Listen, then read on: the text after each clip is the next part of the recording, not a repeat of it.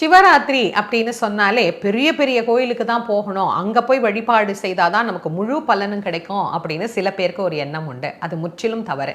ஒரு சின்ன கோயில் பார்க்கறதுக்கு ஆளே கிடையாது, ஒரே ஒரு சிவலிங்கம் மட்டும்தான் இருக்கு, அந்த கோயிலுக்கு போய் வழிபாடு செய்யறதுக்கு கூட ஆள் இல்லைன்ற நிலைமையில ஒரு கோயில் இருந்தாலும் சிவராத்திரி அன்று கண்டிப்பா அந்த கோவிலுக்கு நீங்க போய் வழிபாடு செய்து ஒரு சின்ன அபிஷேகம், என்ன முடியுதோ பால் பழம் என்ன கிடைக்குதோ அதை வச்சு நாம அபிஷேகம் பண்ணி வழிபட்டால் கூட அநேகமான நன்மைகள் நமக்கு கண்டிப்பாக கிடைக்கும். கோவில்ல சின்னது பெருசு அப்படிங்கிற வித்தியாசம் எல்லாம் கிடையாது.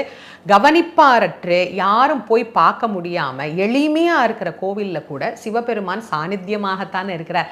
சுவாமி ஒண்ணுதான், அவர் எங்கும் நீக்கமர ஒரே போலதான் நிறைந்திருக்கிறார். அதனால நீங்க ஒரு சின்ன கோயிலா இருந்தாலும் அங்க போய் இந்த சிவராத்திரி அன்னைக்கு முழு நேரமும் வழிபாடு செய்து பாருங்க. மனசுக்கு எவ்வளவு